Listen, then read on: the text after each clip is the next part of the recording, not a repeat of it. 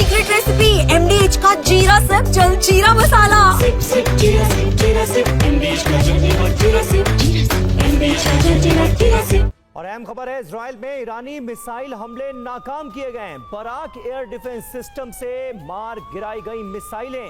जंग में पहली बार बराक एयर डिफेंस सिस्टम का इस्तेमाल किया गया है।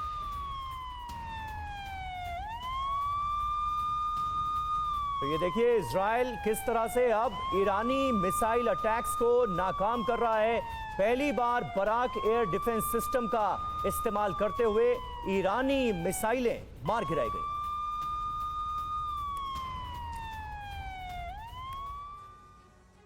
तो बम बारूद बरसाना आसान काम नहीं। इजराइल केवल फ्यूल और हथियारों पर रोजाना 2,500 करोड़ रुपए से ज्यादा का खर्च कर रहा है। अब आपको बताते हैं कि इजराइल ईरान के मिसाइल हमलों से बचने के लिए कितना खर्च कर रहा है और कौन से हथियार रक्षा कवच की भूमिका निभा रहे हैं।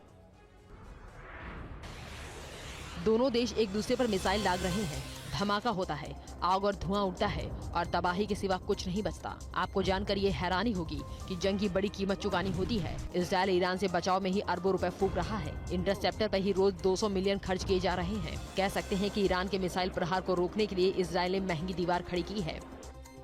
मिसाइल इंटरसेप्शन खर्च पर नजर डालें तो रोजाना 2,500 करोड़ रुपए खर्च हो रहे हैं।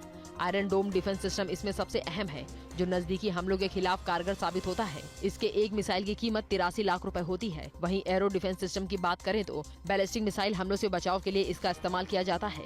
एक एरो डिफेंस सिस्टम की कीमत 25 करोड़ रुपए होती है। जानकारी के मुताबिक डिफेंस सिस्टम के लिए मदद अमेरिका से मिल रही है। इजराइल से यूएस को सालाना 4,500 करोड़ की फंडिंग की जाती है। इसी बीच खबर है कि एरो सिस्टम का स्टॉक तेजी से घट रहा है, जो इजराइल की सुरक्षा रणनीति के लिए चिंता का विषय बनता जा रहा है। अब ईरान से चल रहे युद्ध में इजराइल हर दिन करीब 2 अरब 70 करोड़ शेकेल यानी लगभग 6,000 करोड़ रुपए खर्च कर रहा है। और ईरान अब इजराइल के परमाणु प्लांट पर भी हमले करने से बाज नहीं आ रहा है। इजराइल के डिमोना परमाणु प्लांट पर हमले की कोशिश की गई।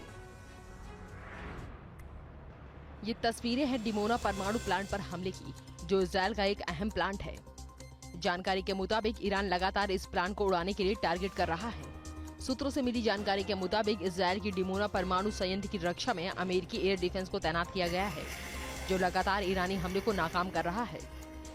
अब आपको बताते हैं कि डिमोना परमाणु साइट आखिर ईरान के टारगेट पर क्यों है। जानकारी के मुताबिक डिमोना इजराइल के न्यूक्लियर प्रोग्राम का बड़ा केंद्र है, जो नेगेव में स्थित है। डिमोना परमाणु संयंत्र में 1958 से निर्माण शुरू कर दिया गया था और पहली बार 1973 में परमाणु वैज्ञानिकों को सफलता मिली थी। सैटेलाइट तस्वीरों से मिली जानकारी पर गौर करें तो पता चलता है कि डिमोना परमाणु साइट पर 5 साल से निर्माण में तेजी आई और इसके बाद इजराइल के पास 90 से ज्यादा परमाणु हथियार यहाँ तैयार कर रखे गए हैं। आपको बता दें कि 13 जून को इजराइल ने ऑपरेशन राइजिंग लॉयन शुरू किया और ईरानी सैन्य कमांडरों के अलावा ईरान के परमाणु वैज्ञानिकों का खात्मा कर दिया, जिसके बाद ईरान की बौखलाहट बढ़ गई, जो डिमोना पर हमले से जाहिर हो रही है। और ईरान के साथ साथ अब चीन भी सामने आ गया है। खबर है कि चीन ने ईरान की मदद के लिए 3 कार्गो विमानों के जरिए हथियारों की बड़ी खेप भेजी है। इजराइल ईरान युद्ध में भी चीन अपनी चालबाजी से बाज नहीं आ रहा। ईरान की मदद के लिए चोरी छिपे हथियारों की सप्लाई करने में जुटा है। इस बीच चीनी विदेश मंत्री वांग यी ने इजराइल पर आरोप लगाया कि नेतन्याहू ने अंतर्राष्ट्रीय नियम तोड़े हैं। इजराइल ईरान जंग का अंत होना चाहिए। चीन मध्य पूर्व में शांति चाहता है। गौर करने वाली बात यह कि चीन एक तरफ इजराइल को नसीहत दे रहा है, दूसरी तरफ ईरान को सैन्य मदद दे रहा है। हमलों के बीच ईरान के लिए चीनी बोइंग 747 उड़ानों ने सवाल खड़े किए। खबर के मुताबिक 14 जून से कम 5 बोइंग 747 चीन से ईरान की ओर उड़ान भर चुके हैं। द डेली टेलीग्राफ के हवाले से चीन ईरान के सैन्य गठजोड़ पर एक जानकारी आपको बताते हैं। जिनपिंग की सेना ईरान की मदद के लिए 3 मालवाहक विमान रवाना कर चुका है और इसकी ट्रैकिंग से बचने के लिए ट्रांसपॉन्डर बंद कर रखे हैं। बताया जाता है कि मध्य एशिया में पहुंचते ही विमान गायब कर दिए गए हैं। विमान में भारी सैन्य उपकरण होने की आशंका जताई जा रही है। खबर है कि 13 जून के हमले के बाद ये चोरी छिपे से हथियार पहुंचाए गए हैं। इजराइल ईरान के बीच 8 दिनों से बारूदी घमासान जारी है। दोनों देशों के बीच स्थिति तनावपूर्ण होती जा रही है। इस बीच चीन युद्ध की आग में घी डालने का काम कर रहा है। तो ईरान लगातार इजराइल पर मिसाइलें बरसा रहा है और ऐसे में वॉर जोन में, इजराइल के वॉर जोन में मौजूद है TV9 भारतवर्ष की जाबाज टीम। सीधे आपको इजराइल के पवित्र स्थल यरूशलेम लिए चलते हैं, जहां पर हमारे सहयोगी मनीष झा मौजूद हैं इजराइल की कैपिटल से। इस वक्त वो हमारे साथ जुड़ रहे हैं। मनीष, यरूशलेम को लेकर भी खबरें सामने आई थी कि कुछ हमले यहां पर भी हुए हैं, हालांकि ज्यादा नुकसान यहां पर नहीं हुआ है। ताजा अपडेट वहां पहुंचकर आपको क्या मिली, क्या बताना चाहेंगे?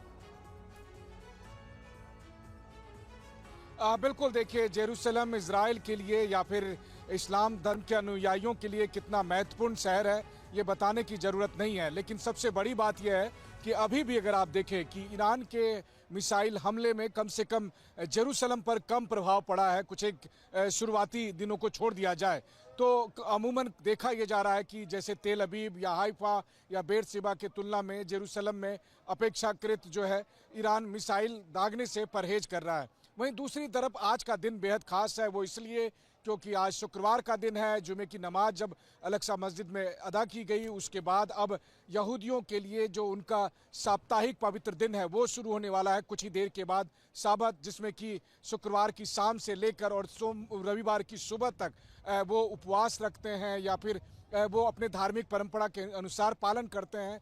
और इसी वजह से इस वक्त जब मैं यहाँ पर आया हूँ तो इस जो पुराने शहर के सबसे उस इलाके में आपको मैं दिखाना चाहता हूँ।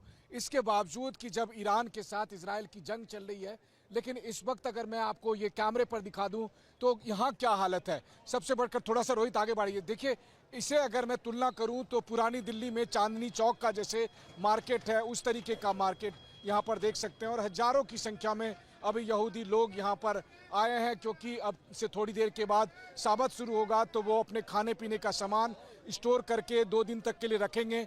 अगला 2 दिन कोई कामकाज नहीं होता है, वो प्रार्थना करते हैं, घर में परिवार के साथ रहते हैं। उनकी कोशिश होती है कि फ़ोन के बगैर रहा जाए या फिर मशीन और दूसरी तरह की जो नई टेक्नोलॉजी वाली चीज़ है उनके थ्रू उनसे अलग रहा जाए। लेकिन साबत के दिन यानी शनिवार का एक खास महत्व ये भी है कि अक्सर इजराइल के दुश्मन शनिवार को ही इजराइल को टारगेट करने की कोशिश करते हैं। और ऐसे में जब ईरान के साथ जंग हो रही है तो इस शनिवार को भी लेकर तमाम तरह की चिंताएं चल रही है। वो इसलिए भी क्योंकि शनिवार को अगर आप कहें तो ये थोड़े रिलैक्स रहते हैं, ये उस दिन थोड़े धार्मिक तौर पर जो है सो ज़्यादा इंगेज रहते हैं बजाय कमर्शियल तौर पर या बजाय प्रोफेशनल तौर पर। और इसीलिए आपको याद होगा कि 7 अक्टूबर को भी हमास के हमले शनिवार की सुबह हुए थे और फिर शनिवार की सुबह एक और सुबह आ रही है। तो ऐसी स्थिति में जबकि लगातार 2 दिन से ईरान के मिसाइल सुबह सुबह दहला रहे थे, तो शनिवार की सुबह कैसी होगी इजराइल के लिए,